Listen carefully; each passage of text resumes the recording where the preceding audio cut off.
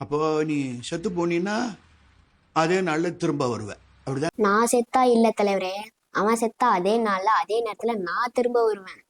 அட்டிங்கு, நான் என்ன சும்ப நினைச்சேன்? காதுல பூ தெரியுது. அவன் செத்து போனா நீ எப்படியா வருவ?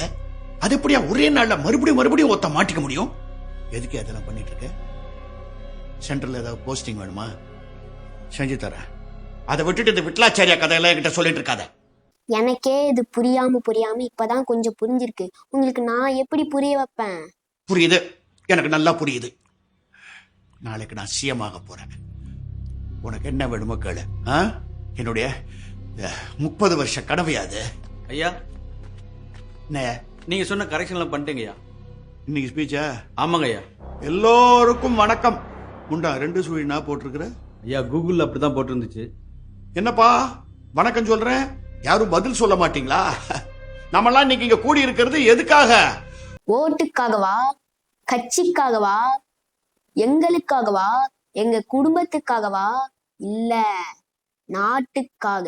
நாடு நல்லா இருக்கணும்னா என்ன பண்ணணும்? நாட்டை நேசிக்கிறவங்க நல்லா இருக்கணும். நாட்டுல உள்ள மக்களை நேசிக்கிறவங்க நல்லா இருக்கணும். இந்த நாட்டையும் நாட்டு மக்களையும் நேசிக்கிறவங்க யாரு?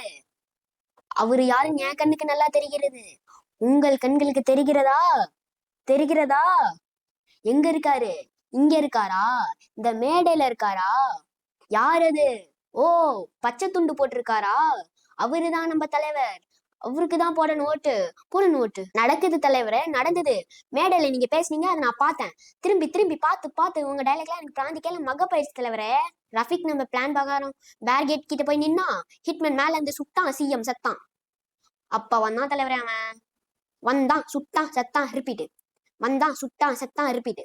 வந்தா சுட்டா செத்தா ரிப்பீட். வந்தா சுட்டா செத்தா ரிப்பீட். வந்தா சுட்டா செத்தா ரிப்பீட். இன்னைக்கு வருவான், சுடுவான், சாவான், ரிப்பீட். முடியல தலைவரே, முடியல.